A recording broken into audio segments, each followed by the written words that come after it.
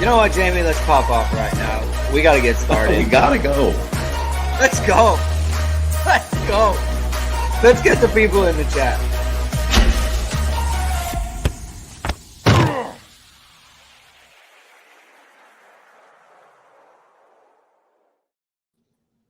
Hello, everyone, and welcome to Hit and Hustle from IRSportsDaily.com. I'm your host, Greg Flamong, and with me, as always, is Jamie Uwayama, Mr. Jamie University.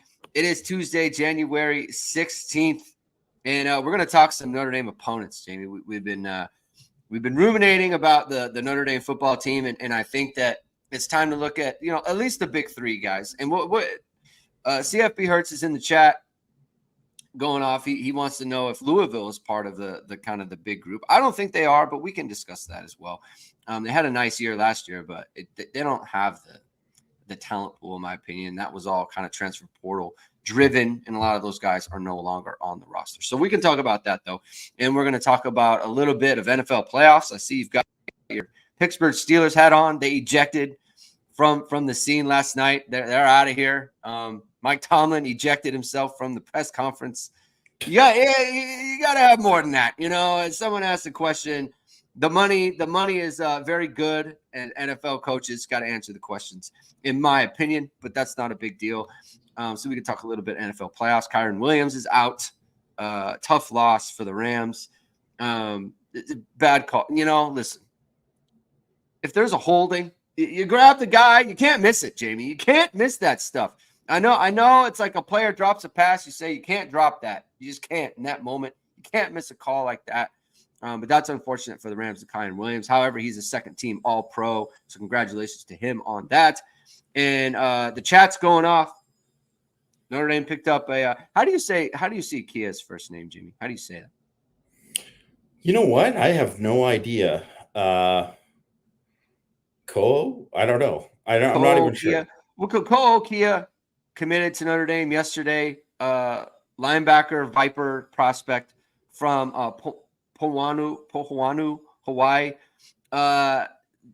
Maris School, Maris Leafau, his brother Kahanu Kia from there as well. And of course, Robbie Zoma. Of course, Xander's in the chat. He doesn't like the 3 stars. Shame. He hates the 3 stars. What a shock!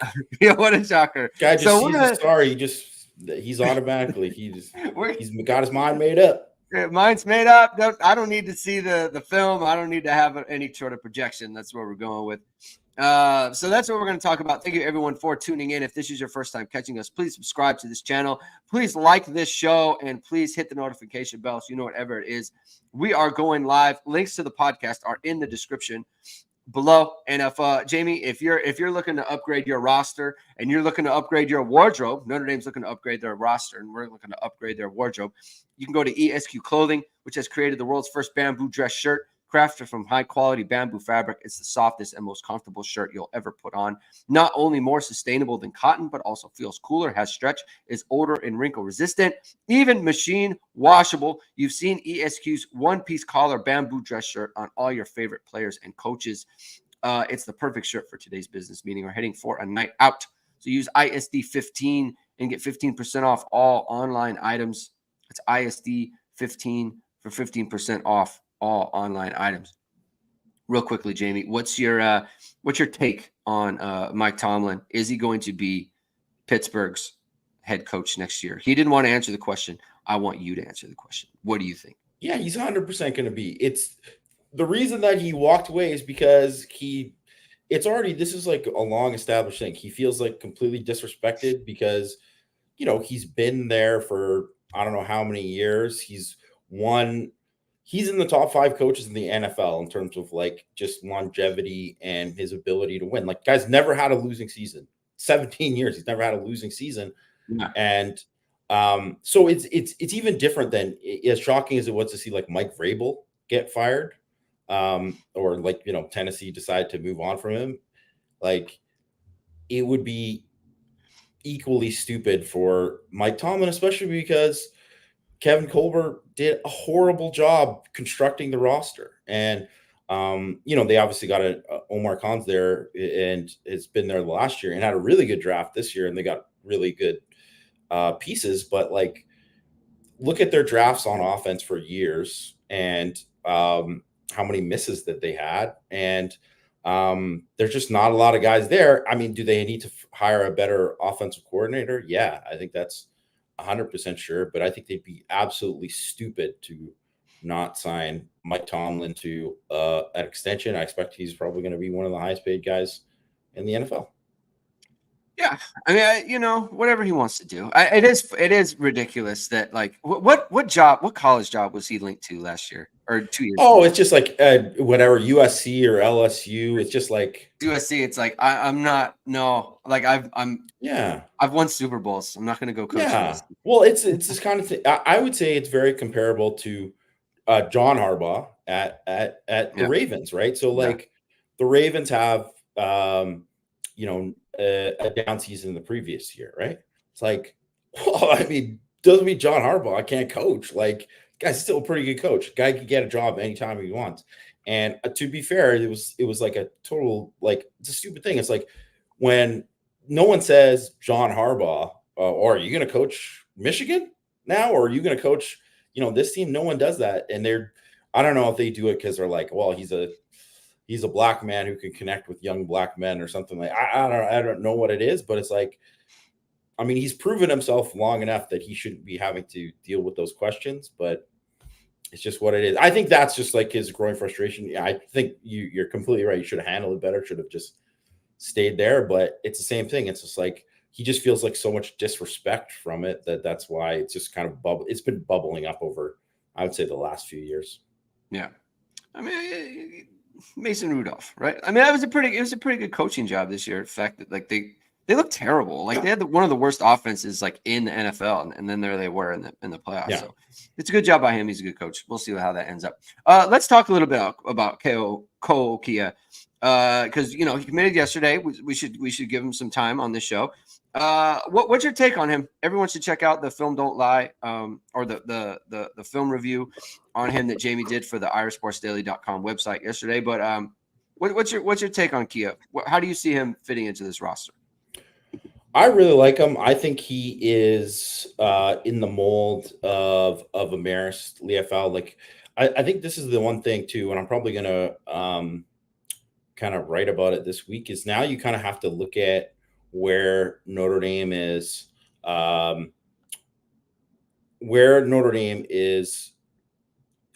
defense in terms of how they're projecting guys and how they project guys within the defense. So I think if you're looking at Kia as a pure inside linebacker, I don't know that I would project him there, right? Like, I don't think that kind of fits.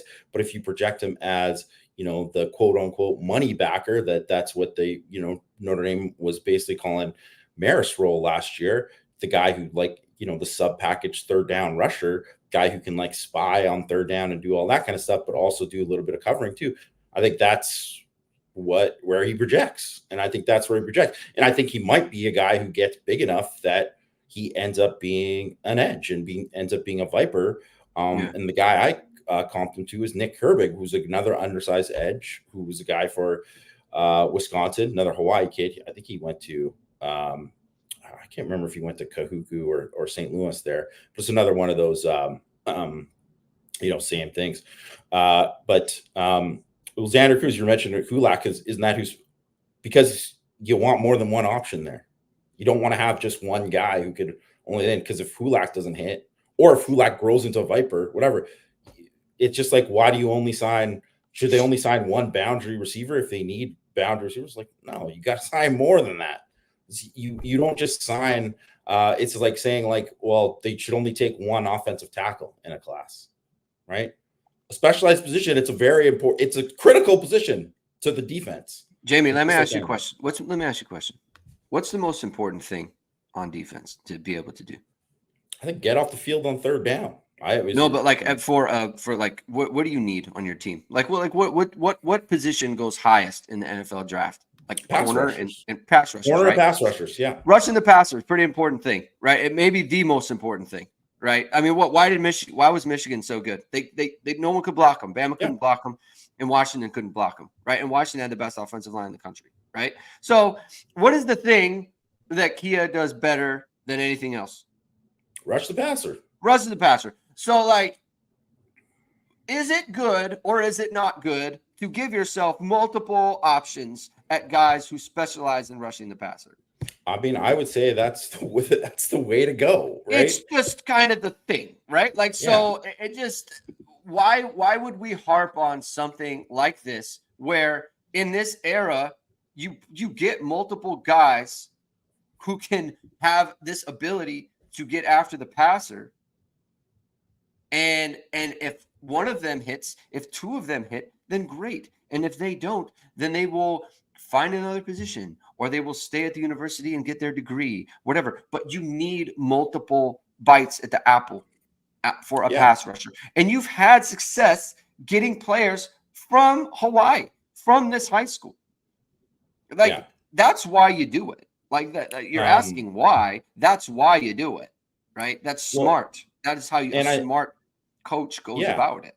And I think Tyler Borgman asked this question about why do we keep moving linebackers to edge, though, right? And I think that's one of the things where one, because a lot of times that's where guys project better, just like where Teddy Rizak's a safety, but I mean the guy's 6'4" and he's not Kyle Hamilton, so he probably projects a lot better to linebacker. It's just you're not looking at where guys fit in on for their high school team, right? You're looking at where guys can fit within your defense in college football and then the NFL after that, right?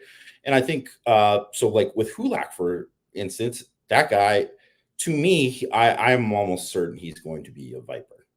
Just grow into that because the guy's got like an 80-inch wingspan. He's going to be this super long.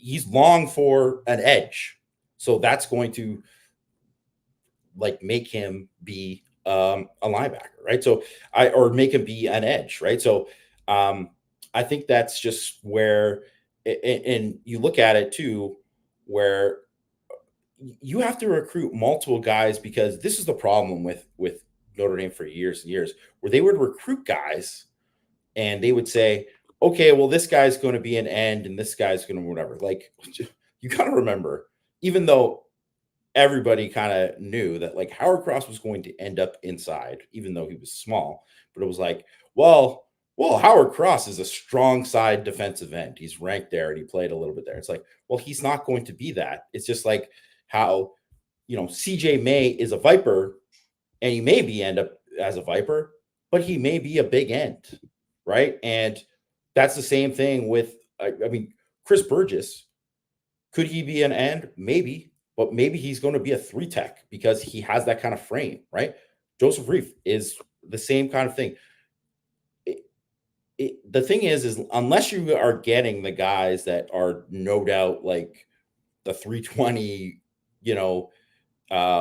space eaters inside, you're asking a lot of guys where you're recruiting guys where like, well, this guy may be this, he may be that.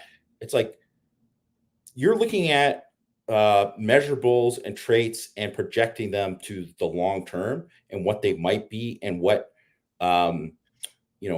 where they're going to grow and all these things. It's just like how like Keon Keeley was being recruited for a Viper, but it's like that guy's not going to be a Viper. He's not. He's too darn big, right? Like, and there're just so many guys like that, or like Brennan Vernon is probably going to be inside. Like it's just, but then all of a sudden you're like, well, now do we have enough outside guys?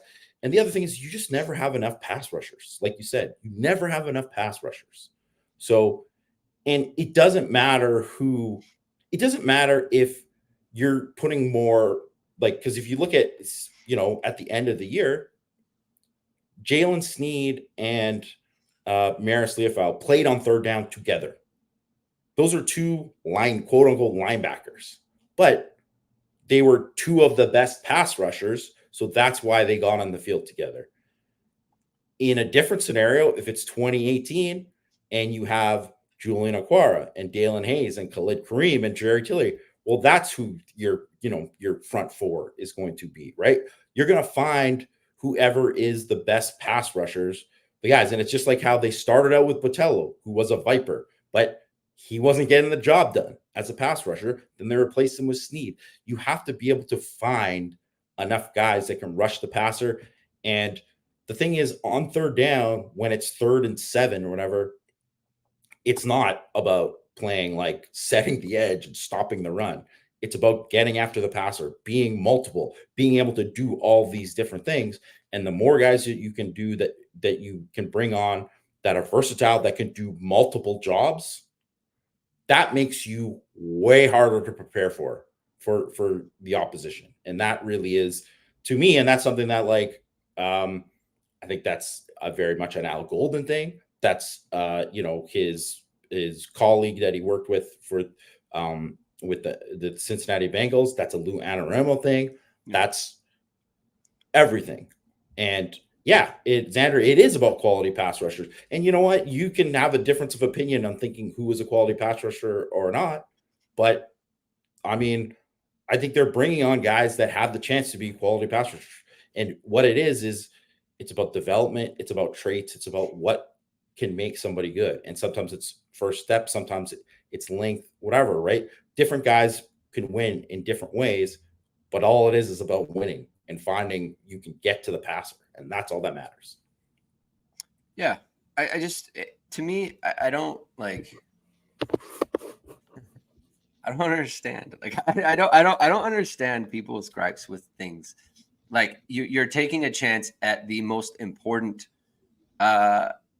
aspect of the defense, being able to get after the passer around the edge. Like that's the one thing Kia, that's what jumps out, right? So take a chance on that. You've already had success at the school. You've had success with his brother. They like Kanu Kia as a freshman. So you go there, right? Like, so whether or not it works out is kind of not the point. You're taking a shot at it, right? Okay, here's a perfect example, right? Like Caleb Smith, the wide receiver from Texas, where it's like he's a speed guy, right? What's the most important thing you can have on offense as a wide receiver? Like speed, being able to stretch the defense, right? Notre Dame takes him, and everyone's excited, right? Because it's like, hey, a speed guy, we're taking a chance on him, taking a flyer on him. It's the same thing. Like it's same thing. Yeah, we're taking a chance on a pass rusher. It's not that complicated. Like it doesn't have to be that complicated. Like it is what it is, right? Like do I know that he's going to hit and be Justin Tuck? I don't know that. We didn't know that Bryce Young last year at this time. What was his ranking? What's his ranking now? He was a 3-star. He was a 3-star, right? He's going to end up as a top 50 player. And we were, it's because of his dad, right? We were going to get him because of his dad. Now he's a top 50 guy, right? Like what's the good point about that? He's a pass rusher, huge upside, right? So that's the point there, in my opinion. Yeah, that's why you take a shot. Like it's this sort of thing that isn't really worth criticizing. Like he has an elite skill, so you go for that. I think just one more thing to add too, and because obviously, is Xander Cruz is K Murphy his burner, because K Murphy on ISD he wrote similar feelings as Xander Cruz on this stuff, where I think one, rankings change, whatever, all this kind of stuff. There's a lot of variables that go into it that force rankings to change. Like, I mean, believe me, like there's a lot of things now where some guy throws the discus X amount of things and all of a sudden his ranking changes. That happens now. That is very much a thing. But I think that what I would look at with, and I would say there's most of the guys in the class that are kind of the low 4-star types, maybe like and low 4-star, high 3-star types in the class. Those guys, so 8 of the 14 in the class worked out at camp for Notre Dame this summer. Yeah. So that means they went, they tested, they did athletic testing, they got measured, they worked them out individually. So they got to see everything they can and can't do. They got to see how coachable they are. They got to see all of these different things. They see, can this guy bend this? Can he do this? Can he do that? Can he, when he does a speed turn, can he open up like this? How fluid is he? All these little things, right? So people can say whatever they want about rankings and whatever. And I agree, like in general, I think whatever, obviously the higher ranked, the better. That's obviously like no one would dispute that. But if you have more information than someone else because you worked this specific player out at a camp and did all of these things, and you are projecting them to something because of how, your evaluations that you were able to get in person, that that say On3 doesn't have the information for.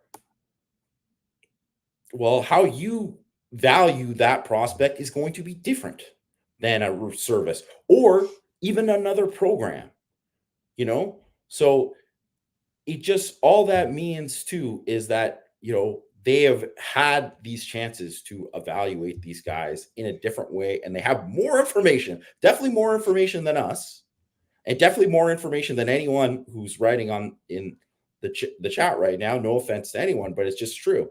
They definitely have way more information than you or I or any of these people here or any of these other sites. So, and I'm not saying people should blindly trust anything, but maybe wait it out and kind of see how it plays out with some of these guys, because they definitely know a lot more about ball than us, the general us, and they've also been able to take more information that helps them make the decide, hey, this is a guy we're going to go after. This is why we're going to go after. This is why Hulak is a priority, right? This is why Kia is a priority. All these kind of things. It all adds up. Top 10 defense in 2023. The defensive player of the year was a 3-star wide receiver from Nebraska. Didn't have a ton of offers. The captain, 3-year starter corner, was a 3-star wide receiver from Baltimore who didn't have a ton of offers. Traits matter. Yeah. Coaching matters. Development matters. So that's what I'll say about that. So Cole Kia is a member of the Notre Dame 2025 recruiting class. All right, let's get on to the main topic today, which is Notre Dame's big 3 opponents. Do you think Louisville belongs in there with Texas A&M, Florida State, and USC? Do you think they belong? I would say they're kind of on the fringe there, because the one thing with Louisville is that they're returning 2 really good edge guys, right? So the Ashton Gillette is coming back, and he's a stud. What were their recruiting rankings, Jamie? I believe he was a 3-star. I believe, and I can't remember the name of the other edge that they had. Go check out his offer list. He was another 3-star. But I mean, both their edges are NFL players, and those guys are going to be tough to block. So that's a thing. They're basically kind of reconfiguring their whole secondary. It's all portal guys. So there's that, and they got to kind of figure that out. That's going to be something that, kind of needs to happen for them. And they're replacing, because they're losing like Jawar Jordan, who was obviously just made a huge impact in the Notre Dame game, made a huge impact in just overall. And Jamari Thrash is another, impact receiver for them, and he's going to the league too. So now it's just, are some of these other guys they're bringing in going to just completely replace that? Like Ja'Cory Brooks, who, underachieved at Alabama. Is that guy going to hit for them? They're bringing in like Thor Griffith from Harvard, who was like the guy who was on Bruce Feldman's freaks list. Is that guy going to be, a big time NFL caliber player, right? There's guys that they are bringing in that it just kind of depends on whether they hit or not. And I think for the most part, I mean, they did a really good job in the portal last year, and a lot of those guys did hit, right? So they did a good job there. So I think from that perspective, and they're bringing in 24 transfers. So it's the same kind of thing. They're trying to fill in gaps, but I mean, how good is the quarterback? Tyler Show is the guy they're bringing in too from Texas Tech. How good is he going to be? I mean, I don't think they were that good at quarterback last year, but they were good enough, right? So I think they're right on the fringe. I also think that that was like a perfect storm of Notre Dame kind of getting in there on a road game and the third night game in a row and all this kind of thing that end up losing that game. And this game's going to be at home. But I would think that, they would be on the fringe for me. Like, could be a top 25 team, but I don't think they're, if Notre Dame is better than they were last year, then it shouldn't be a team that they have a ton of trouble with, in my opinion. I mean, they get them at home, right? Yeah. As far as that should be the case. Yeah. So they're bringing in 24, which is a lot. I mean, that's more than Texas A&M even, who's bringing in 22 so far, right? So 24 is a lot. And you're just kind of like, it's kind of like, honestly, I kind of regard Louisville as like Michigan State. What was it, 2021, 2020, where it was like they hit on that one class, like the Kenneth Walker class, and they hit on everyone else. And it's like they had a good year. And then after that, they completely fell off. Like, in my opinion, you hit lightning in a bottle. Congratulations. That's great stuff. But I don't know that you can do that year after year, right? And so that's why I don't really put them in the category of that. I mean, you could make the case that, like, Texas A&M wasn't any great shakes last year, and they're doing the same thing. And I'm including them in the big three. Now, part of that, I think Mike Elko is a better coach than Jeff Brom is, and fair or not, I just think he is. I think Texas A&M, I think they just kind of expect to be better. Plus, it's going to be on the road, right? It's an SEC team. Like, I just think there's a little bit more juice there. And so let's talk about Texas A&M a little bit. What's your take on them, right? So they're bringing in 22, lost 23, right? So, I mean, we're talking like really big roster turnover, and they've lost some really key people, guys that they're expected to play for them. Kevin Stewart, the 5-star wide receiver, he's out. Walter Nolan's out, offensive tackle. They've lost some like really key guys. They're bringing in some guys, but you mentioned on Power Hour with Mike yesterday about how like some of them are from the smaller school, like a lot smaller school guys. And so how do you view Texas A&M right now? Like, there's a lot of juice, and it seems like there's a lot of juice, right? Like, I think I follow Carter Carlson, former Notre Dame beat writer for the South Bend Tribune.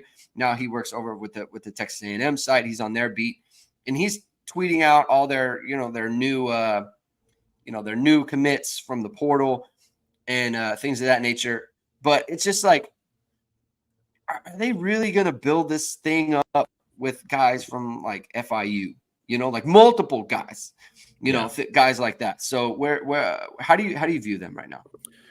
Yeah, I mean, I think it really depends on how all those guys hit, right? And I think obviously Mike Elko did a fantastic job at Duke, especially with some of the transfers they brought in. Yeah. And their general manager there, Derek Miller, he followed him to Texas A&M, and I think he's a really good evaluator, right? Like, he's a guy who's been able to find guys that were from smaller schools, and then they ended up helping them out at Duke, right? I do think it's a different story in the SEC compared to the ACC, and A&M is a different, animal than it is at Duke. In saying that, they added a bunch of intriguing guys, like, the edge from Bowling Green, Cassius Howell. Like, I mean, he's a productive guy. Like, they brought a linebacker from Alex Howard from Youngstown State. Like, he's a very good player for them there. Like, is that guy going to be like a really good player in the SEC? I don't know. But I mean, they've landed. So receiver Cyrus Allen from Louisiana Tech and wide receiver and Jadre Barber from Troy. Those are guys who put up numbers. at their other schools, right? They put up a lot of numbers and they were good players, but maybe they're going to come in and maybe those guys are Juice Wells, right? Juice Wells was James Madison to South Carolina. All of a sudden he was like an SEC, all SEC level player and was like a great player for South Carolina. But I don't know if that's going to happen. So there's just a lot less of those guys. So like Nick Scordon is the defensive end from Purdue, who's a Texas guy, super, super productive, and really, really good player for Purdue. Chances are that guy's going to be a dude. And they do have some good edge guys coming back too, right? Like Shamar Turner decided he's coming back to school. They got Shamar Stewart. They've got a bunch of other, DJ Hicks was like a 5-star kid. Like they still have a pretty deep defensive line, even though they're losing like 4 good defense, like their 4 best defensive tackles they've lost. So it's like, and they still might be competent there, which is kind of crazy, but they just might not be as like kind of scary. Like, oh my gosh, how's Notre Dame going to block these guys as they were before?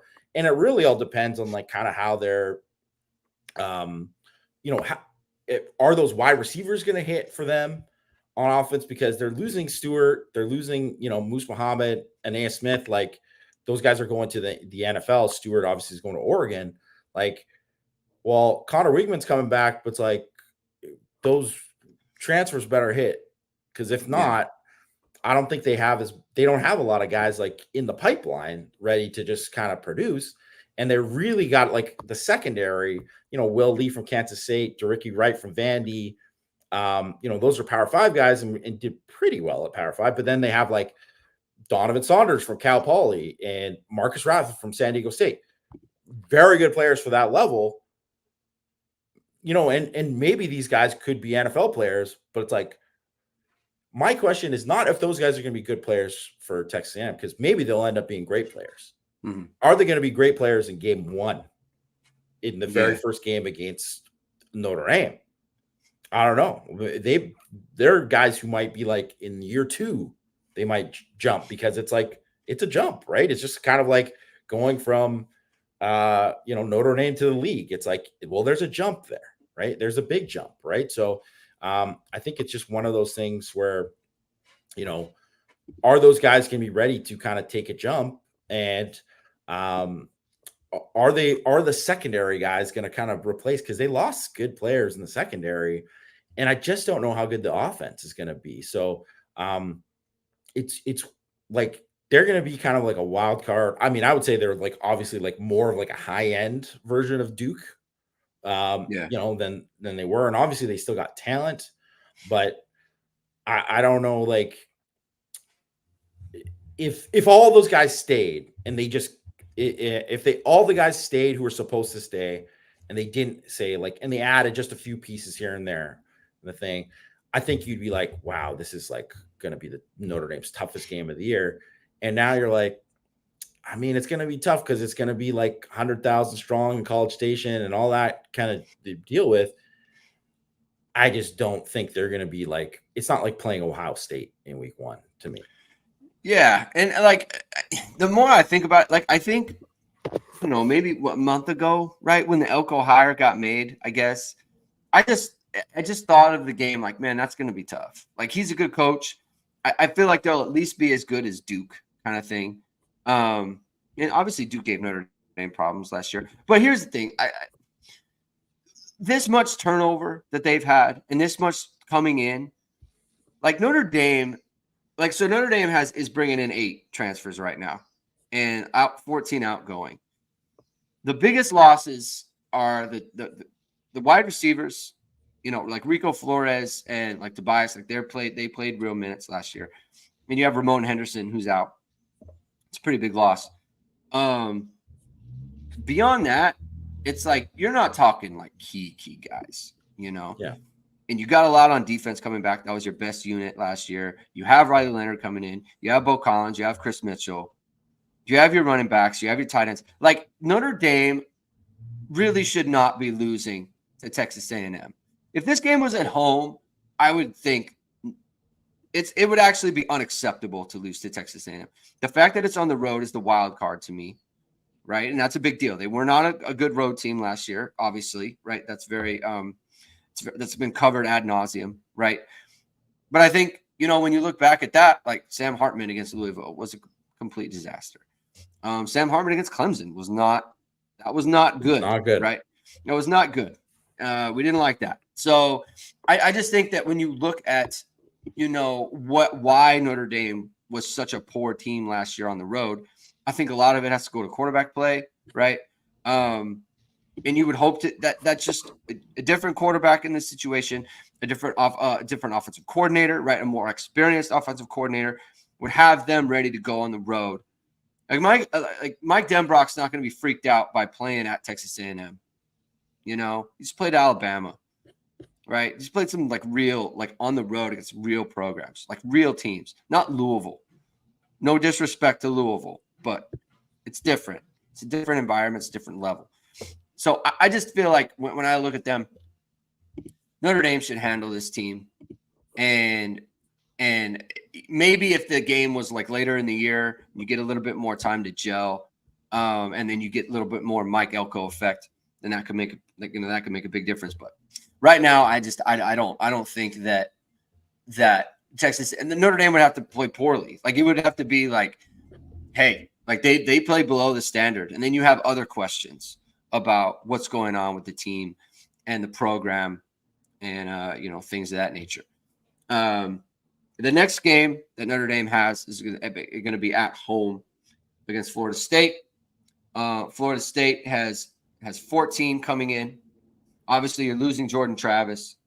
14 coming in, 19 coming out. Losing Jordan Travis, gaining DJU. It's going to play Notre Dame for the third time. Third time's a charm for him. How do you view Florida State? It's kind of to me, I view them very similar to USC, where it's a lot of their success is born out of the portal, right? They had some portal hits, some big hits, right? But there's going to be a lot of turnover. You're losing a lot of guys. Jared Verse is out, like we talked about. Jordan Travis is out. Keon Coleman is out. He was a big one. Is Johnny Wilson? Is he? He's gone too. He's gone too. So this is a lot of your firepower and the reason that you were a good team, right? That's going out. DJU is very different from Jordan Travis, right? A lot of that team was based around his mobility and his legs and his ability to make plays out of nothing and run the ball with the quarterback run game and right. Yeah. So again, it's just kind of one of those deals. Do you feel like Florida State is going to be able to just reload and count on the portal like they did last year? Well, I don't. It's incredible how many guys hit big for them, right? Yeah. If you look at all kind of their big losses, right? Jordan Travis, and Akeem Dent, and then the corners, Renardo Green and Jerry and Jones, right? Are were good players for them. But those are the guys that are were homegrown. But it's Jaheim Bell, who's a tight end, running back Trey Benson, wide receiver Keon Coleman, Braden Fisk, and the edge Jared Verse on the D line, linebacker Kalen Doach. He was actually a homegrown guy too. But another transfer, DT Fabian Lovett, right? And you mentioned Johnny Wilson too. But it's so their top back, the top two receivers, their top tight end, were all transfers. And big time players. They're good. A lot of these guys are going to be high picks, right? Jared Verse is going to be a first round pick, right? They really hit huge there. So, and they lost guys in the portal, but it's mostly guys who kind of would have had bigger roles next year. But I would say they're probably more in the losing a Ramon Henderson type, and that kind of thing where some of these guys are good players, but they're not necessarily you weren't projecting them to be elite. So I think they don't really have a lot coming back that, you're wow, this guy's just an absolute stud. Edge Patrick Payton and safety Shane Brown and Ventral Cypress, those are good. He's a cornerback. very good players, right? And Lawrence Toafili is a very good player, good, explosive back. I mean, feel like he's in his like 10th year because it's crazy, but I'm pretty back. sure he played in the 2020 game. He definitely did. But I think it's funny because you look at where A&M had all these guys, and there's a lot of guys that they're getting that are like were great players at lower levels that could project well, but you have to see. And FSU has gone a kind of different direction where, I mean, obviously DJU's played a lot of ball, so that's a different kind of guy. But if you look at a lot of the guys like linebacker Sean Murphy, Bammer, he was like a top, 100, top 50 recruit. They got 4 guys from Bama who basically didn't really play much at Bama, right? But they're all, obviously, if you went to Bama, you were like a 4 or 5 star. Yeah. These guys were, Edge Marvin Jones Jr., who wasn't a starter at Georgia, good player, useful player, but he was another 5 star, but he wasn't, he wasn't an elite guy there. And then Jaylen Brown from LSU, who was like another guy who was like a top 50 receiver. Awesome. I loved his high school tape. Yeah. But he was not, it wasn't Malik Neighbors, Brian Thomas, and him, Right. like he was, doing a Jordan Johnson thing. So I don't know that he's going to not be Jordan Johnson, right? Like, so it's like, if these guys hit, then it's like, wow, like, man, they really could have, maybe they did reload and really just hit it. But it's like, I mean, Sean Murphy played 33 snaps at Bama the last 2 years. I mean, maybe he's Prince Colley and he's not going to do it. Like, I don't know. Right. Like I haven't watched him enough. Like I was like, it's funny because I looked at like Florida State site and they're like, they did like a film breakdown of the thing. It's like, well, he can do this, whatever. I'm like, guy played 33 snaps. Just say he played 33 snaps. Like you can't judge based on these 33 snaps. And like those 33 snaps were garbage time, man. Like he's not in there, playing when it's, in the Iron Bowl when, they need to get a stop. Right. So it's one of these things where maybe some of these guys are going to hit, but it's like, well, are these guys going to hit right away? Are these guys going to, the pedigree is there, but I don't know if they're going to be great. And I think the one thing with Florida State is they've recruited well. This is a good class that they're signing right now. And the class they signed last year was pretty good too. But the classes before were very light on recruits. And they've actually most of the top guys have left already. So they don't have these upperclassmen who are like developing and ready because, first of all, that was the price they paid to take all these transfers, because those guys were like, well, I'm not even going to get a chance because you're just taking all these transfers. So that's why those guys got out. So when those guys got out, you don't have these guys who are year 3, year 4, year 5, who are just ready to roll, because that's not what your program has been about. Your program has been about, recruit and replace with transfers. Right. And if those guys don't hit, then it could be like a rebuilding year for Florida State. Right. So I think it's going to be really interesting. I really have no idea what to kind of expect for them. I would say I would be shocked if they were 13-0, whatever good, like they're not going to be, I don't think they're going to be projected to be the best team in the ACC next year. But I mean, it's like, are they going to be like a frisky team in November? Are they going to build up to it because some of these guys are really going to take off later on? Are they going to be good? I just don't see them being great. So, and then I always think too, Greg, I don't know about you, but I always think anytime Florida State, Miami, these Southern teams, that they somehow got to come up to, Notre Dame in November. Yeah. The track record is not good for them. It's not good. Like, it's not good. And it's just like, it's getting out of their comfort zone, I mean, whether it's cold or not, like it just, they how often are they in the Midwest, period? It's not a thing. It just doesn't happen. And like you just touched on it, and Mike touched on it yesterday too. Like when are you developing your guys to the point where it's like you want the, like, okay, a perfect example is like Ramon Henderson and Clarence Lewis, right? Like those are guys who aren't like stars, and like you would always try to, like, you would think, okay, we're gonna recruit over them, we're gonna replace them with the portal, or we're gonna bring in guys to replace them in the portal, right?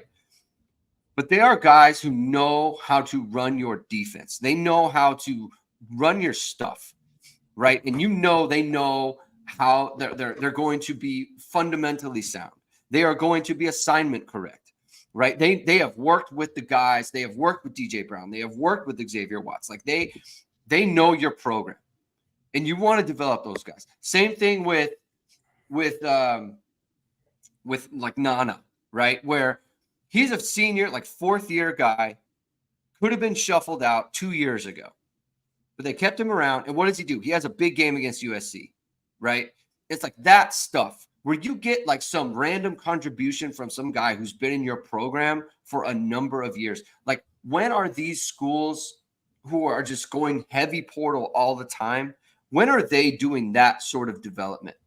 Do they have that sort of buy-in from players like that, right? And that is the question that they have to answer. And the fact that Notre Dame, like, they're bringing in 8, like 8's not a big number. It really isn't, especially when like one's a kicker, like you don't need like a ton of chemistry with the kicker. You just don't need that, right? But like Notre Dame, you can look at like their entire offensive line, probably going to be their guys. All the tight ends going to be their guys. The running backs, save for Devin Ford, who did we see what he's doing? I think he's coming back. So we think he's coming back. So you have 5 running backs who are going to be on the roster. 4 of them are going to be recruited guys who've been in your program, right? You have 2 wide receivers that are from other places. The rest are going to be from your program, right?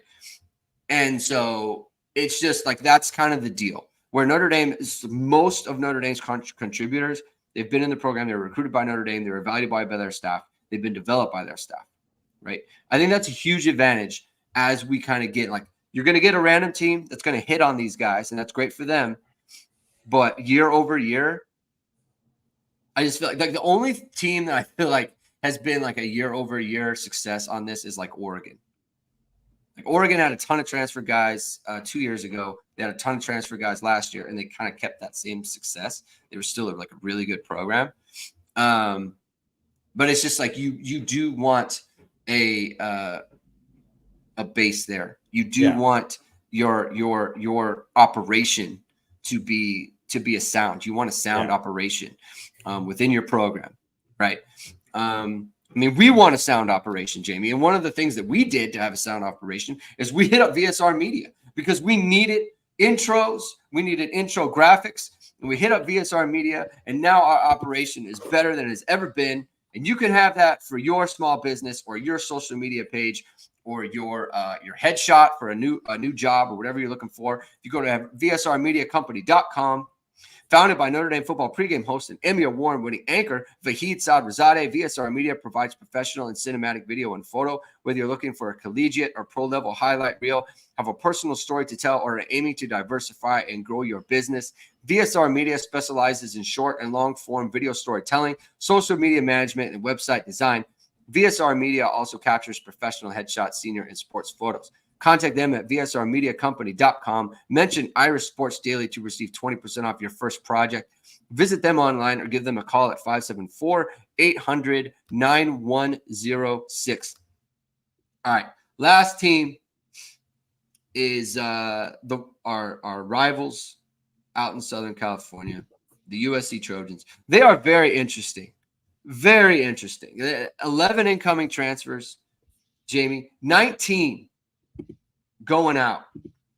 And they've got some guys who they wanted to be around. Okay. You got Dorian Singer, former 1,000-yard receiver with Arizona, goes to USC. It didn't really work out. He's off to Utah. You've got Jamani Jackson, started a bunch of games at corner for them. Young player from Modern Day. He's off to Alabama. You got Tackett Curtis, true freshman linebacker who started a ton of games from them. I think he was a 5-star, high 4-star linebacker. He's off to Wisconsin. Malachi Nelson was not going to be a player for them this next year, but a 5-star quarterback, Los Alamitos. He's off to Boise State. Mario Williams is off to Tulane, another wide receiver for them. Michael Jackson, wide receiver, is off to Georgia. Right? Rayleigh Brown is off to Arizona State. They've got some guys. Darwin Barlow, the running back, is off to North Carolina. They've lost some really key kind of players, young guys, highly recruited guys who played for them last year, and they want to move on to greener pastures. Not just that, Jamie. Now, look, generally speaking, very, very leery about going to LA to end the year. Notre Dame almost never plays a good game out there. Just like, they played a great game. That usually isn't never like a clean game. Yeah. Right. You look at USC's schedule, though, Jamie. It's way tougher than it's ever been in That's many a years. real schedule. I mean, we're talking they could be 3-4 losses in by the time Notre Dame arrives in November on Thanksgiving weekend. They play Michigan, which is, I was thinking about this. What a fantastic thing for these two teams. Someone's got to lose. It's great. It's the greatest. It's the greatest development maybe in a really long time as far as Notre Dame opponents and scheduling. What is your take here? They brought in a new defensive staff, very eclectic staff. It's kind of handpicked from all over. There's not a ton of chemistry there. You know how it's like sometimes the DC, this guy is connected to this guy. Yeah. There's none of that. What is your take on them right now? Ben, I really think that's super interesting you brought that up, because that's what I was thinking about their staff is it's kind of an all-star staff. He really hired impressive guys. Yes. Obviously, D'Anton Lynn from UCLA was he basically helped rebuild their they were one of the top, I think they were the top defense in the Pac-12 last year. And then they got LA Rams defensive line coach Eric Henderson. He's going to come there. And then Sean Nua is going to move to defensive end. So they got two very good defensive line coaches. And they stole away Doug Belk, the Houston DC. I mean, this guy's name was up for Notre Dame's opening a couple of years ago. He was a guy who was a hot name a couple of years ago. So he's the DB coach. And then they got North Dakota State's head coach is their linebacker coach now, right? And so if you think about it, they really probably spent a ton. I don't even want to know what all these guys are making this year. I'm going to guess every single one of them is making over $1 million. And they probably have all just huge salaries. But I do think it's, especially too, when it's the one guy was the head coach, the other guy was, a defensive coordinator. Doug Belk was a defensive coordinator. There is a little bit of too many cooks vibes. It either is going to work out fantastically for them, and it's wow, now these guys are going to come here and actually develop this talent that they had, and maybe that will be the case. But I don't know. It's a mishmash. I am wary of that. Although I think they'll be better on defense next year, just because I just think the difference between Lynn and what's his face, Alex Grinch. Yeah. It's pretty significant. I think they'll be quite a bit better. But I think, when you kind of brought up that point about, not being able to kind of develop your own guys, but to me, it's guys like Damani Jackson and Tackett Curtis are perfect examples of that, because it's you're bringing in, so you're bringing in, what's his face from, linebacker Eason Mascarenas Arnold from Oregon State, who's all Pac-12 linebacker. I mean, yeah, it's an upgrade. It's a good thing. But you don't want to develop this guy who was playing for you as a true freshman. It's you kind of block that. It would be like if Notre Dame did that and they're like blocking Drake Bowen and Jaden Osbury and Snead and all that, because they brought somebody in, and that's one of the reasons that you don't bring somebody in, is because you're like, well, we believe in the talent here and we're just going to develop them. And we think these guys can be this, right? And they're going the opposite. Maybe it's a little bit different because there's a little bit more pressure on them to just get it right on defense. But I don't know. Like, I mean, I like some of the pieces that they add. Like, so Akili Arnold is Arnold's brother from Oregon State, safety. He's a good player. Jokavius Marks is going to kill it, I think, at running back for them. That's going to be a good pickup. And like Kamari Ramsey, John Humphreys were guys UCLA DBs that I think are probably going to be, pretty solid at the very least. But I don't know. Like, they don't really have. Like, they really need like Zachariah Branch, who I'm sure is going to be fantastic this year. Like, I no doubt, I think he's going to be a problem. But it's like, if he's not, who are the other guys? Like Deuce Robinson, he better be a stud this year. Year. Because if he's not, they lost Brendan Rice. They lost Taj Washington. Like you said, Michael Jackson. Like, they're Dorian not as Singer, deep. Mario Williams. Dorian That's Singer. like five They're out. not as deep as they were, and and maybe that'll be actually a good thing, because maybe too many of the guys wanted the ball or whatever. I don't know, but it's just one of these things where it's like, or say like a Raleek Brown, like you would think like that's kind of a weapon that you think you would want to have, and he's going to be somewhere else, right? So I don't know. Like, they really need some of these guys to kind of hit, and it's not that like a guy like Bear Alexander might be just phenomenal, and maybe he's going to be a first-round pick next year. I don't know, right? Yeah. And he was good for them last year. Not great, but he was good. But I don't know. Like, they haven't recruited enough other guys to be like, well, those are the other guys they're bringing in, and they have like, Isaiah Reichs from Texas A&M. I'm sure that guy's going to be a decent player for them. And Nate Clifton from Vandy, like those guys will be decent players for them, but they brought in a lot of these guys before. And it's just like, man, when you're bringing in so many guys there and you're not developing the other guys that are already there, it's just like, it's a weird deal, because it's so mercenary, right? Where you're just bringing in these guys, especially when it's just like, it's so transactional. And I understand most of college football is transactional, but it just feels like that to me on defense. And I just don't like.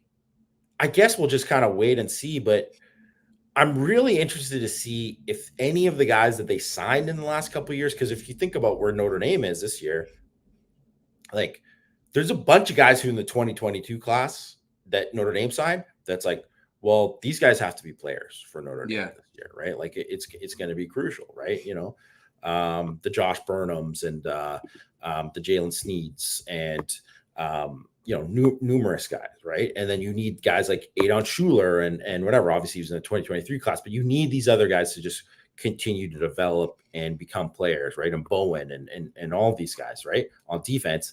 And then same thing on offense. You need Greathouse, and you need like Eli Raritan to make a jump, and you need all these, and Jeremiah Love and J.D. Price, and you need all these guys who are going to be key players for Notre Dame. Who are those guys for USC other than those guys that I mentioned with like Zachariah Branch and Deuce Robinson, and I guess Miller Moss, really? Because who are the guys on defense? Like, I mean, they signed some 4-stars there, but like, I mean, the two of the biggest guys were Tamani Jackson, Ty Kurz, guys who actually played. So Corey Foreman. Corey Foreman is another guy who just didn't do anything, right? Or like that Rajon Davis kid who was like he was a top 50 linebacker from Mater Dei, and then he didn't do anything, right? So I just don't know. It's weird because I just like, they're going to be, it's a top 15 offense. It's just going to happen. That's Lincoln Riley. They're going to be good on offense, right? But I just don't know how good they can be on defense unless a bunch of guys who just really maybe it was just an Alex Grinch thing and the staff and all that, and these guys weren't going to develop or whatever. But we didn't even mention that they're losing like Caleb Bullock, yeah. right? Like, Yeah. and Christian He's Roland NFL Wallace, right? Yeah. You know, who those are two best DBs, right? And who were the other guys stepping up to replace them? Like, they don't really have anybody. And they also didn't get anybody in the portal that is like automatic going to be those guys, right? So, yeah, I mean, their schedule next year. So you open in Las Vegas against LSU. Then you have Utah State bye, at Michigan, home Wisconsin, at Minnesota. And so look at like Minnesota, like, are they tough? I don't know. You're going to Minnesota, Notre Dame, USC. You just don't go to Minnesota, right? Yeah. Then you're home against Penn State, at Maryland, Rutgers. You have then at Washington. Then you're off. Then you have Nebraska at UCLA. But then you finish with Notre Dame. Like, it's a lot of games where it's like you look at a game like at Minnesota and at Maryland. Like, those are kind of throwaway games, but that's not like going to Arizona State. It's not like going to I don't know, like Arizona. I mean, Arizona's a tough team now. You know what I'm saying? It's not like going to Stanford. You're not going to Stanford. It's just different. It's going to be a lot harder. So that's going to be flights longer. All that travel stuff. It's like now you're really dealing with it where they never had to deal with it before, right? Yeah. Because they never. How many times did they have to play an out of conference game in a different time zone? Yeah, it's just not a thing that they do. Yeah. So other than playing Notre Dame every second year, right? Yeah. Yeah. So it's going to be interesting. It's going to be very, very interesting. All right, we're going to end it there. Thank you, everyone, for tuning in. On Thursday, we're going to be talking about the 2025 class, Junior Day. A lot going on. It's a big recruiting pod that we're going to do on Thursday. We're going to have a lot of information there. So you're going to want to catch us. Thank you for tuning in. If you haven't done so already, please subscribe to this show and hit the like button on this show as well. It really helps us out. Hit the notification bell so you know whatever it is. We are going live. Have a good week, everyone. We'll talk to you Thursday. Keep hitting and hustling.